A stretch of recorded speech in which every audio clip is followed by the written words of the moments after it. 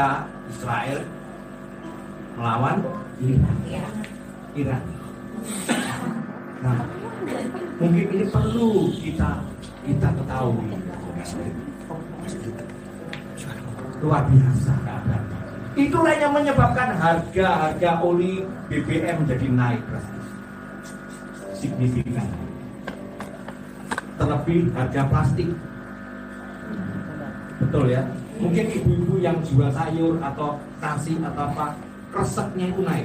Kresek sampah naik untuk kresek sampah naik. Di depan bengkel saya itu ada seorang bapak penjual buah potong itu loh. Habis beli tas kresek satu bendel gini, wah aku kreseknya muda. Mosok biasanya 8.000, saya ingin jadi 10.000. Betul ya. Jadi betul kalau Indomaret sama Alfamart itu tidak menyediakan kresek. Keadaan. Ya, bagaimanapun juga kita sebagai orang percaya tidak perlu berkecil hati. Percaya tidak bahwa Tuhan itu selalu menyertai kita. Amin. Percaya tidak bahwa Tuhan itu selalu memberkati kita. Amin.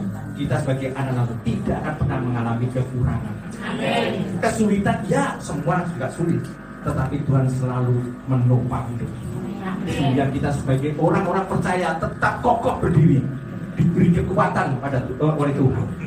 Ya, sehingga kita dimampukan untuk menghadapi hidup ini. Keadaan ini bukan untuk kita hindari, saudara. Keadaan hidup yang seperti ini bukan kita harus menghindar dan melarikan atau berputus asa, tidak. Tetapi keadaan ini harus kita hadapi bersama Tuhan. Oleh sebab itu, sebagai orang percaya, perlu kita renungkan. Hidup kita tanpa campur tangan Tuhan, kita tidak punya kekuatan apa. Libatkan Tuhan dalam segala sesuatu.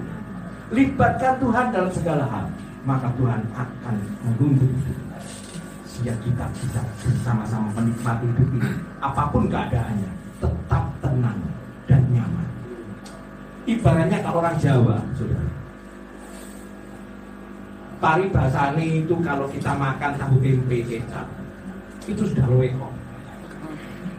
Betul ya, nikmat kalau itu semua dari Tuhan. Betul. Saudara yang dikasihi Tuhan, jadi seluruh dunia sedang menghadapi ketidakpastian, ya, dan sedang goncang drastis oleh Tuhan. Dan izinkan itu terjadi. Mazmur 107. Mazmur 107 ayat yang ke-33 dikatakan demikian. Kita perhatikan. Dibuatnya sungai-sungai menjadi padang gurun, dan pancaran-pancaran air menjadi tanah gersang. Ini fakta. Kok ini ya, memang keadaannya seperti ini. Tetapi kita tetap bersyukur bahwa hari ini ibu-ibu, bapak-bapak tetap diberi kesehatan. Itu yang terpenting, sehingga kita bisa memiliki sukacita. Tadi saya lihat semangat luar biasa. Wah, walaupun usia sudah tua, tetapi memujinya Tuhan. Tidak kalah dengan gereja-gereja yang besar. Itu yang terpenting. Bukan karena gerejanya yang besar, cuma yang banyak, wow. Tetapi Tuhan ingin kita memiliki hati yang sungguh-sungguh. Itu yang terpenting. Wajah-wajahnya ceria semua. Puji. Lah. Tambah gemuk itu. Iya. Nah, saudara yang dikasihi oleh Tuhan. Namun satu hal yang perlu kita ketahui. Meskipun keadaan hidup kita terasa semakin berat, keadaan hidup yang tidak pasti, namun satu hal yang perlu untuk kita pahami, saudara, bahwa ada janji Tuhan yang diberikan buat kita di dalam setiap pergumulan hidup yang kita hadapi. Dialah yang memberi kekuatan bagi kita, dan dialah yang datang untuk menyelamatkan hidup kita. Itu yang perlu kita renungkan. Seperti yang tertulis di dalam Yesaya. Coba kita baca Yesaya 35 ayat 3 dan 4. Yesaya 35 ayat 3 dan 4. Akan saya bacakan, dikatakan demikian, saudara. Kuatkanlah tangan yang lemah lesu, dan teguhkanlah lutut yang goyah. Katakanlah kepada orang-orang yang tawar hati, kuatkanlah hati, jangan takut. Ada tanda seru. Kuatkanlah hati, jangan takut. Ini ketegasan. Artinya kita sebagai orang percaya tidak boleh menghadapi keadaan itu dengan rasa takut. Ya. Nah, lihatlah, Allahmu akan datang dengan pembalasan dan dengan ganjaran Allah. Ia sendiri datang menyelamatkan siapa? Kita semua. Oleh sebab itu percaya bersama Tuhan kita. Ya. Oleh karena itu jangan kita menjadi lemah. Jangan kita ikut-ikutan pesimis.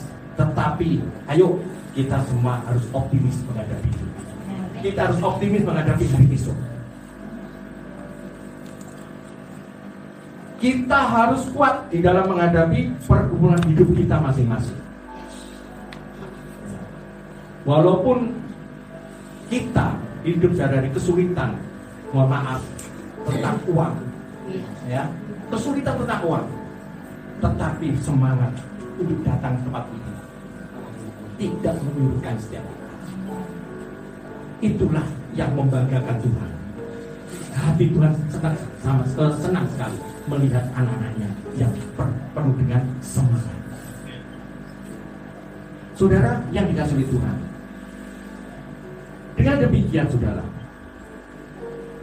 tetaplah kita selalu waspada. Kita boleh semangat, kita boleh tetap menghadapi hidup ini dengan penuh tantangan bersama Tuhan. Tetapi Tuhan juga menasihati kita, ya firman. Kita harus selalu waspada.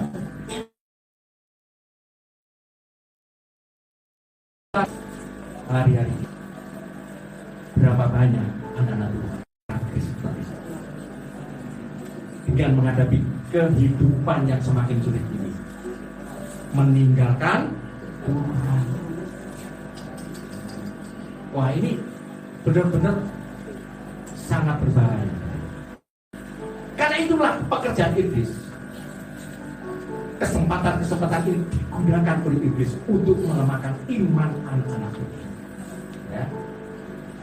Iblis akan membuat mentalitas anak-anak Tuhan itu menjadi kacau dan merasa tidak ada pertolongan Tuhan saat menghadapi pergumulan di dalam hidup.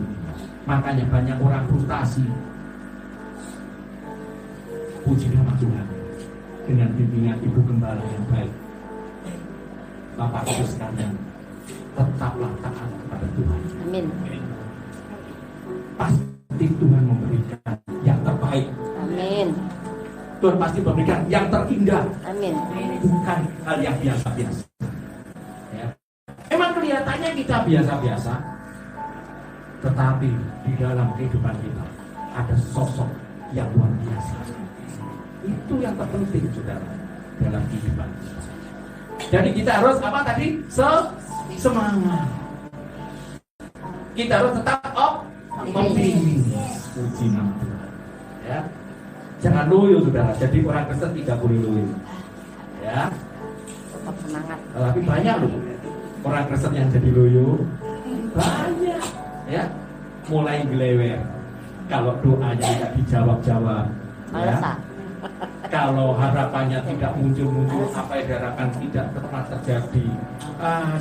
Kumbah, wes gak gereja-gereja gak paten. Betul, banyak. Kita nggak munafik. Itu yang sering terjadi. Oleh sebab itu, ayo kita jaga iman kita. Kita tetap bersimpuh di bawah kaki Tuhan. Amin. Kalau mau menangis, menangislah kepada Tuhan. Kalau mau berkeluh kesah kepada jangan berharap pada Manusia. Karena berharap pada manusia itu banyak Kecewa. pintar semua ternyata. Kecewa dan menyakitkan. Nah, kalau kita berharap pada manusia, wes akeh kecewa nih daripada kita. Betul. Kenapa? Manusia itu selalu ada motivasi. Pasti. Ingat ya, kalau manusia menolong manusia sesamanya, mohon maaf, kebanyakan pasti ada maksudnya, ada motivasi, ada embel-embel. Betul sekali. Jadi suatu saat kalau setelah kita ditolong atau mereka menolong kita, perhatikan suatu saat, oh kailing bener tak penting, betul ya? Betul. Wes ali balade, Kacang lali kulitnya. ya, kacang lali Kulitnya. Itu yang sering terjadi, saudara. Tetapi kita dididik oleh Tuhan, kita menjadi orang-orang yang beriman. Tetapi kalau kita menolong seseorang sesama kita, ikhlas dan tulus, itu yang terpenting. Berapapun yang bisa kita berikan, apapun yang bisa kita lakukan untuk sesama kita, berikanlah yang terbaik. Menolong sesama kita bukan harus dengan materi, bukan tidak harus dengan uang. Menolong sesama kita itu merupakan suatu perhatian, Kasih sayang. betul ya? Kasih sayang. Saling mendoakan. Itu yang terpenting. Tuhan menilai segala sesuatu bukan dari materi, tetapi hati kita. Betul. Saudara yang dikasihi oleh Tuhan, oleh sebab itu tetaplah jaga hati kita dan tetap terus hidup dekat dengan Tuhan. Itu saja yang diminta sama Tuhan. Kepada Tuhan, jangan melepaskan pegangan kita dari Tuhan. Makanya ada pujian yang namanya zaman dulu itu jadol Gusti. Tetap berpegang kuat, jangan sampai lepas. Apalagi keadaan seperti hari-hari ini, kita perlu sekali Tuhan. Kita butuh kehadiran Tuhan. Kita tidak bisa berjalan dengan kekuatan kita sendiri. Hanya kepada Tuhan. Berharaplah hanya kepada Tuhan. Mungkin di antara kita, jika masih banyak di antara kita yang hidup terpuruk, ya, hidup terpuruk dan masih terikat dengan perbuatan-perbuatan dosa, ya, yang menjerat hidup kita, cepat berbalik, bertobatlah, minta ampun kepada Tuhan, dan tetap berseru kepada Tuhan, sehingga apapun yang menjerat hidup kita, Tuhan sanggup melepaskan. Amin. Mungkin yang masih terikat dengan narkoba bagi pemuda-pemuda, ya, mungkin yang masih terikat dengan sering utang, sehingga gali lubang, gila lubang, ya, bukan gali lubang untuk lubang, tapi gali lubang, gila lubang. Kenapa? Karena utang siji durung mari wis utang. Aneh. Itu yang menjerat hidup kita, saudara. Ayo kita sebagai anak Tuhan, tinggalkan kebiasaan yang buruk. Percaya Tuhan sanggup menolong. Amin. Itu yang terpenting, saudara. Saudara yang dikasihi oleh Tuhan, nanti di akhir firman Budi Bumbalaya, saya akan memberikan suatu kesaksian bagaimana Tuhan menolong hidup saya bersama istri. Perjuangan saya bersama istri bersama Tuhan luar biasa. Amin. Bukan biasa, luar biasa. Tuhan sangat baik, ya. Nah, bila kita mungkin merasa selalu gagal di dalam melakukan segala hal, baik dalam melakukan usaha kita, pekerjaan kita sehari-hari, ya, atau hal lainnya, tetaplah berseru kepada Tuhan. Tetap dekat kepada Tuhan. Sebab kekuatan kita ada di dalam dan di dalam firman-Nya. Makanya jadi orang Kristen harus sering mendengarkan firman. Anak-anak Tuhan harus terbiasa dengan firman. Baik itu berupa renungan firman, ataupun pujian firman, ataupun di dalam Alkitab yang sering kita baca setiap hari. Itu terpenting. Tanpa firman kosong. Kalau bahasa kerennya katanya zong. Gak ada apa-apanya, gak ada isinya. Jadi kita harus sungguh-sungguh kepada Tuhan. Ya. Jika hari ini saudara masih ada di antara kita yang merasa sakit hati, ini penyakit loh saudara. Sakit hati, namanya aja sakit. Apanya yang sakit saudara? Hatinya. Ya kan? Belum.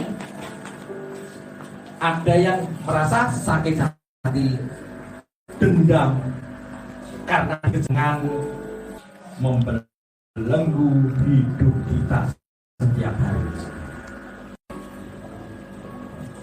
Angkat tangan dan berserulah kepada, sebab hanya Dia Tuhan kita, Yesus Kristus, yang sanggup membebaskan kita dari rasa sakit hati dan dendam. Mungkin di antara Bapak Ibu Saudara, mungkin ada yang telah dikecewakan orang.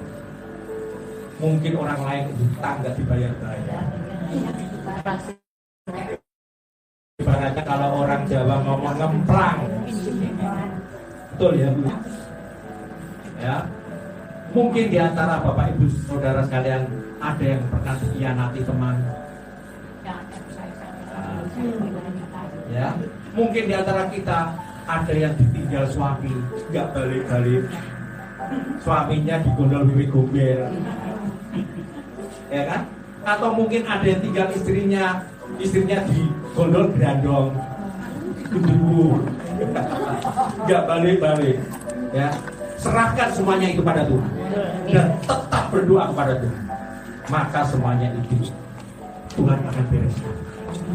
Tuhan akan selesaikan asal kita mau taat, asal kita mau setia kepada Tuhan. Itu saudara yang perlu kita perhatikan. Apapun yang menjadi keadaan kita saudara, percaya saja dengan sepenuh hati bahwa Tuhan kita tidak pernah mengecewakan. Saya masih ingat dengan perkataan almarhum Om Ishak. Saya sekarang masih ingat perkataan itu. Om Ishak itu di tengah-tengah ibadahnya kalau habis firman atau mungkin mau tuntut, pasti ada perkataan ini. Mungkin Ibu Gembala pasti percaya dapat, pasti dapat. Percaya sembuh, pasti sembuh. Itu perkataan yang memiliki kuasa. Jangan dianggap perkataan itu perkataan biasa. Tetapi kalau kita imani, perkataan itu akan memiliki kuasa yang besar. Kenapa? Itu yang membangkitkan iman kita, saudara. Itu yang menumbuhkan iman kita. Jadi luar biasa. Saya masih ingat. Oleh sebab itu, saudara, andalkan Tuhan di dalam kehidupan kita saja. Jangan mengandalkan harta kita. Jangan mengandalkan kepandaian kita, jabatan kita, ya, ataupun pengalaman-pengalaman kita sehari-hari. Tetap dalam segala sesuatu hal, andalkan Tuhan dan libatkan Tuhan. Satu hal yang harus kita mengerti, saudara, bahwa Tuhan sanggup mengubah keadaan kita.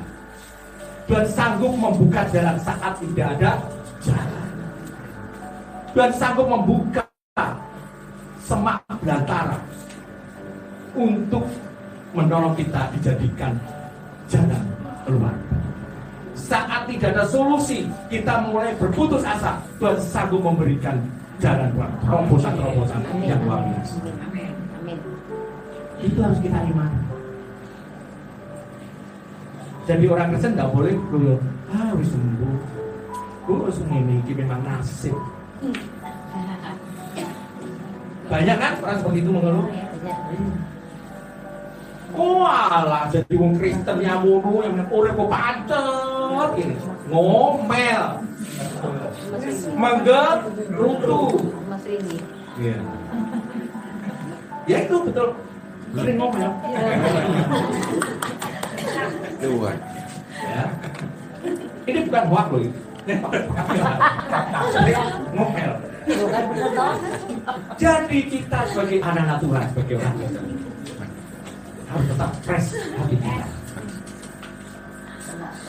Bersama Tuhan kita bisa. Itulah yang terpenting. Jadi saudara, Tuhan itu sanggup menyediakan apa yang tidak ada menjadi ada. Apa yang tidak mungkin di mata manusia, Tuhan sanggup dijadikan. Tidak ada yang mustahil. Semuanya mungkin begitu.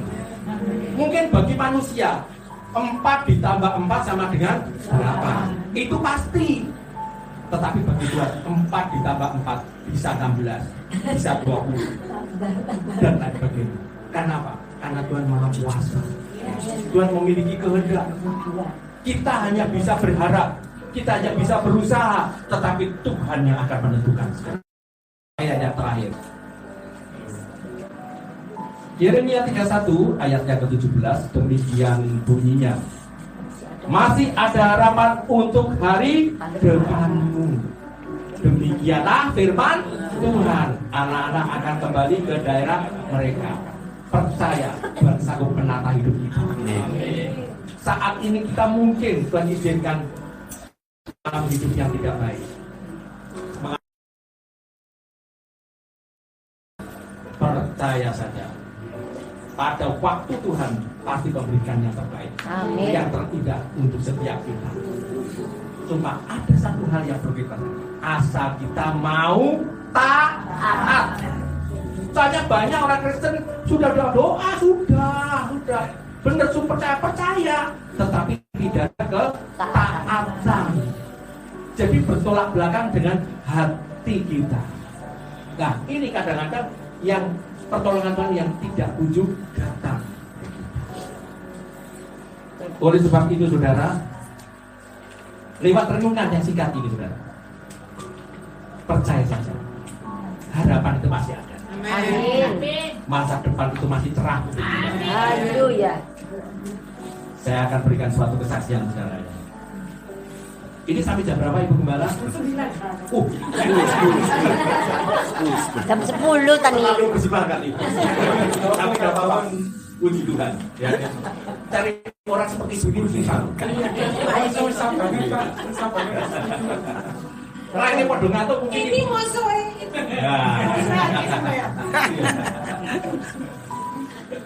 Ya kalau tidak gitu gak guyon ya. Saya lihat tadi itu guyup semua. Ya, antara satu dengan lainnya itu seperti akrab gitu. Ya, ini Tuhan yang senang. Ya. Tuhan senang seperti ini. Kita rukun semuanya. Amin. Ya Ibu Gembala, betul Bu ya. Makanya Jiu itu tambah gemuk ini loh. Sama ini. Oh ya, terima kasih Bu Gembala ya. Ya, saya mau berikan satu kesaksian bagaimana Tuhan menolong kehidupan saya. Saudara, perlu saya ceritakan, istri saya itu punya 5 saudara, termasuk istri saya. Dan waktu papa, mama itu masih hidup,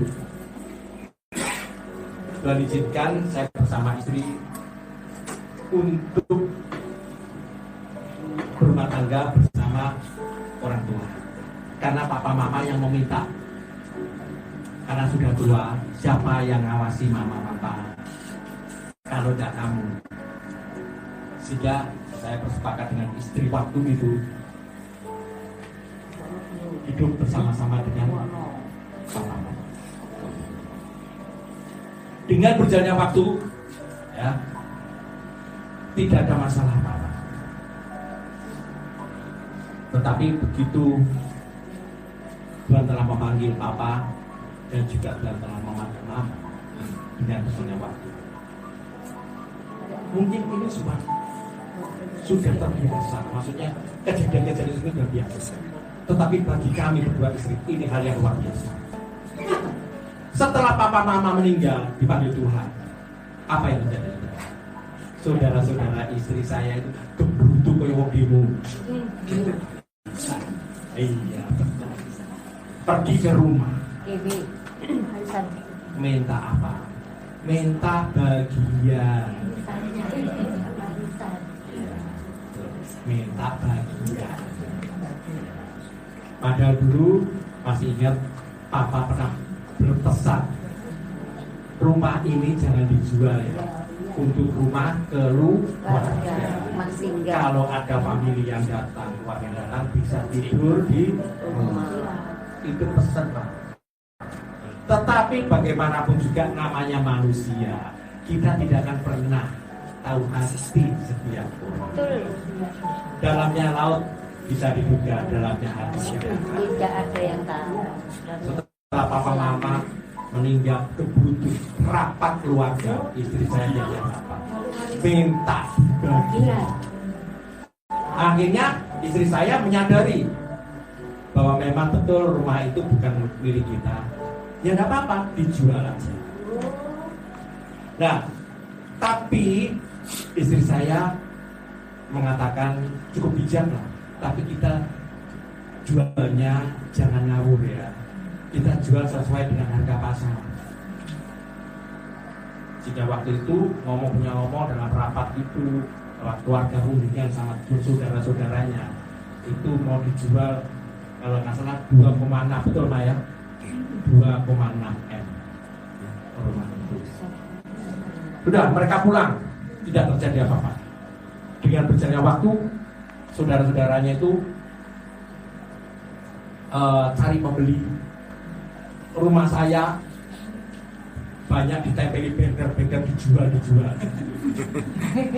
Ya, meskipun kalau kita pandang itu kok ya kurang etis. Kan masih ada orangnya, kita mentoloni. Itu manusia, tetapi tidaklah, itu haknya mereka juga. Kita juga menghargai. Akhirnya ada 10 banner ya kita biarkan aja. Tetapi yang kadang-kadang membuat suatu pertengkaran, perselisihan, nggak ada kecocokan. Mereka itu, setiap orang pembeli yang datang, saya yang melayani kan, saya yang ada di masih kerja. Dijual berapa? 2,6 saya tawarkan nego. Loh, katanya taci itu 2,2. Sopo sih ngomong 2,6 nego. Akhirnya gagal. Berikutnya lagi ada pembeli lagi datang ke rumah, dia tanya, juga seperti itu lagi. Mungkin dalam hatinya saudara-saudaranya istri saya itu, wah ini paling gak gelem ini didol, ya dikuasai rumah ini. Kok gagal terus? Mereka marah-marah saudara. Marah-marah. Kok nek gak gelem didol? Ya, ayo didol sama. Tapi ngawur ngedoli, mosok didol di bawah pasar. Mungkin mereka butuh. Akhirnya, kok nek gak gelem didol? Tak gugat. Ya namanya saya, ya terserah mau digugat. Saya kira itu sama istri saya itu mungkin cuma dedakan gitu aja. Ternyata betul ya. 2 minggu kemudian surat somasi dari pengacara itu, advokat itu disomasi. Kita sebagai orang biasa pasti mengimbangi kan, betul saudara ya. Kita mencari pengacara juga, akhirnya somasi itu bisa digagalkan. Nggak lama lagi digugat langsung ke pengadilan. Jadi sidang. Singkat cerita, saat sidang pertama, ya mungkin hukum di Indonesia ini kan Bapak Ibu Saudara tahu lah. Bisa dibeli. Akhirnya mereka menang. Saya dengan istri saya sepakat banding. Kita banding. Sidang lagi. Dengan berjalannya waktu, keputusannya apa saudara? Kopi master. Sama persis dengan keputusan ikrah yang pertama. Nah ini kan ada artinya kan. Terus pengacara saya menawarkan istri saya, Bu, mau diteruskan enggak? Kemana, Mas? Kasasi. Tak pikir-pikir sama istri saya. Nah, ini nuruti pengacara kayak gini. Jadi soalnya tek duit. Uang waktu itu aja baru tara banding sudah hampir 100 juta. Betul sudah. Akhirnya stop. Sudah nggak apa-apa. Kalah nggak apa-apa. Memang Tuhan izinkan. Istri saya sejak saat itu berserah kepada Tuhan. Tapi puji Tuhan mulai sekarang mulai ya, setelah selesai ya, 7 tahun saya dengan berjalannya waktu itu karena saya harus mengosongkan rumah ya kan, karena sudah laku 1,9. Iya turun ya, memang mereka kan mendesak ya, akhirnya kita menyari terserah mereka mau jual berapa daripada kita gegeran gak mari-mari. Anak Tuhan kan harus memberi contoh yang baik, betul ya. Akhirnya saja kita sebelum rumah itu kami kosongkan ada jatuh temponya datang, saya berusaha sama itu cari tempat pindah, cari rumah kira-kira sih omah didol regone antara 6 sampai 700 juta itu mana ya Tuhan. Sampai saya itu muter setiap hari sama istri saya sampai ke mana itu Brimob itu mana itu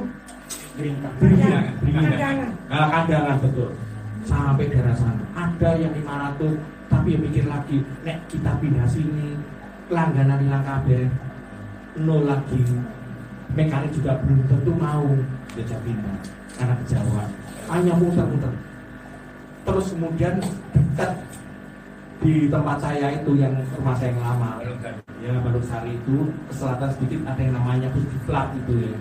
Nah itu masuk sedikit ada rumah dijual dengan nomor telepon yang punya,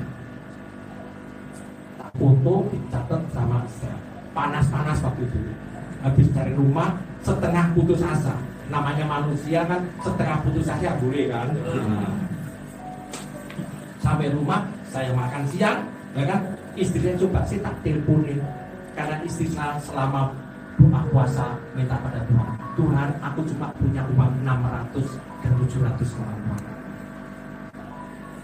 Tuhan kau berikan rumah yang benar segitu.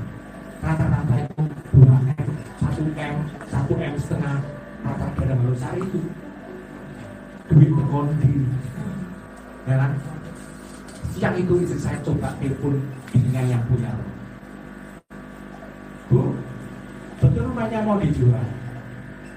Iya. Dijual berapa Bu? 700. Kaget itu sama. 700. Coba tawarin.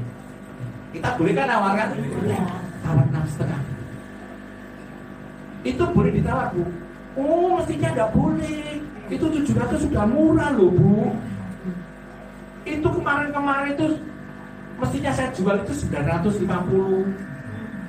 Sudah ditawar uang 750 dan saya kasihkan.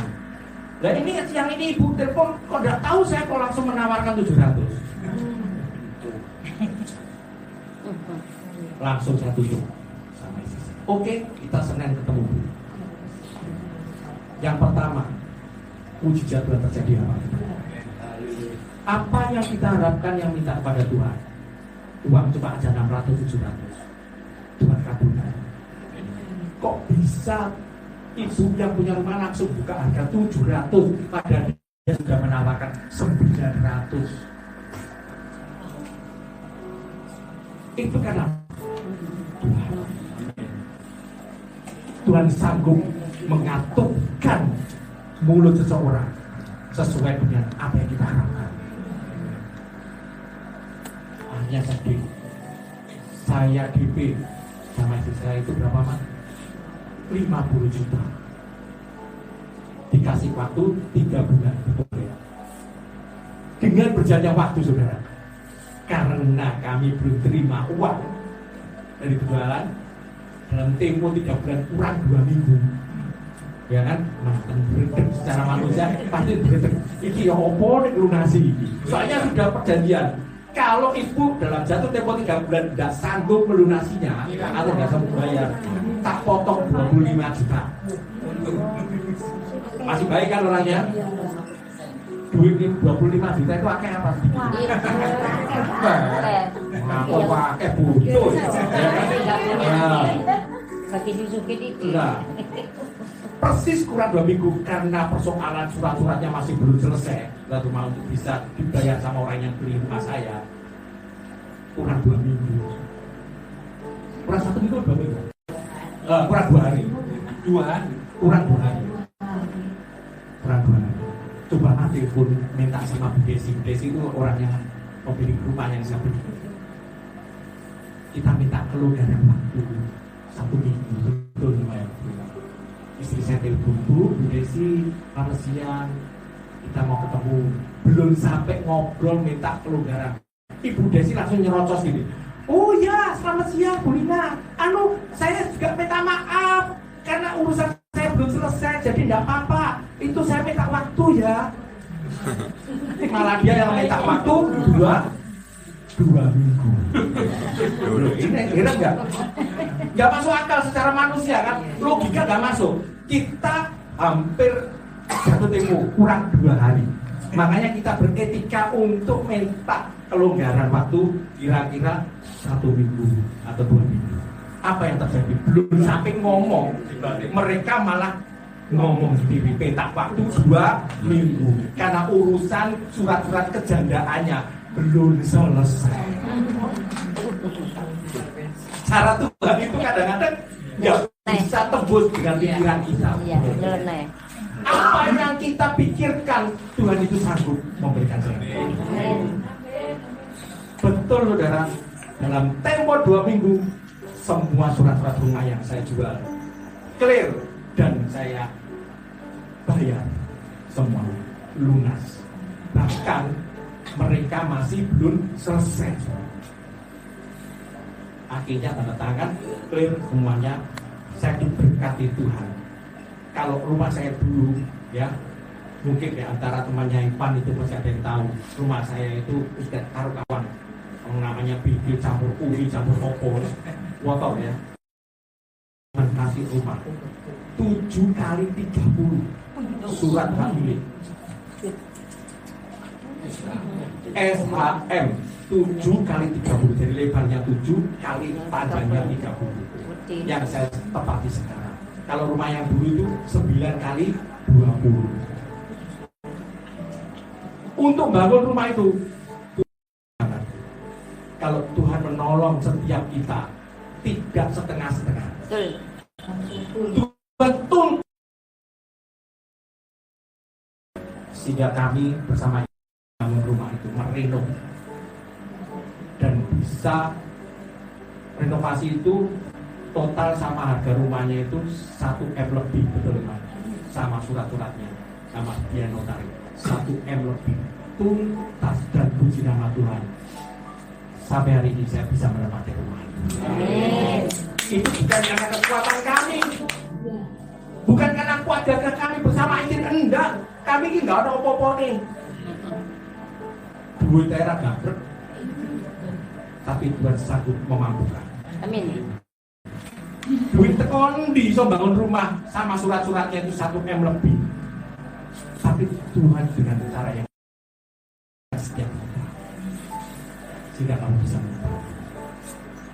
Karena Nasar istri saya, Tuhan, kalau Engkau berkati kami dengan sebuah rumah yang luas, rumah yang cukup untuk bisa kami pakai sebagai persekutuan FA. Saya kan dari gereja Betania ada FA kan. Nah, saya bisa ketempatan Tuhan, kami rindu untuk ketempatan. Tuhan kasih. Sehingga setiap giliran FA, tempat saya juga ikut digiring. Itu semua karena kemurahan. Makanya, saudara, Bapak Ibu, saudara sekalian, jangan tinggalkan. Betul, amin. Apapun yang menjadi keadaan Bapak Ibu, saudara sekalian, apapun yang kita hadapi, sesulit apapun, seberat apapun beban yang harus kita alami, tetap andalkan dan tetap pegang erat. Karena pertolongan Tuhan seperti saya contoh, ibarat telur di atas abu. Makanya ada bahasa seperti telur di ujung abu. Begitu telur ini mau runtuh, mau jatuh gini, maka tangan Tuhan akan mengalir. Amin. Dan kita akan diselamatkan. Kita akan mendapat pertolongan yang luar biasa. Amin. Beri tepuk tangan pada Tuhan. Jadi jangan berkecil Hati. masih ada harapan di masa depan. Ayo kita tundukkan kepala. Kita berdoa. Tuhan Yesus, terima kasih Tuhan, Engkau telah memberikan kesempatan bagi hamba-Mu untuk boleh menceritakan pengalaman-pengalaman pribadi kami bersama Tuhan, untuk kami berbagi sehingga apa yang Engkau berikan sebagai pertolongan bagi kami Amin. juga Engkau berikan bagi setiap anak-anak-Mu di tempat ini Tuhan. Kami percaya Tuhan, apapun yang dihadapi oleh anak-anak-Mu di tempat ini, problem, masalah, sakit, penyakit, apapun yang menjadi beban hidup setiap mereka, kami percaya Tuhan, Engkau Allahku yang sanggup. Engkau Allahku yang sanggup memberikan kekuatan. Engkau Allahku yang sanggup memberikan jalan keluar. Engkau Allahku yang sanggup memberikan pertolongan tepat pada waktunya. Saat kami butuh, Engkau selalu ada. Saat kami membutuhkan, Engkau selalu hadir. Kami percaya hanya kepada-Mu kami berserah. Tuhan, terima kasih. Firman-Mu tetap berkarya dalam hati setiap kita. Hamba-Mu berhenti berbicara, tapi kami percaya Engkau selalu meneguhkan setiap anak-anak dengan benih firman dari hari ini. Terima kasih. Di dalam nama Tuhan Yesus kami telah berdoa dan mengucap syukur. Yang percaya katakan amin.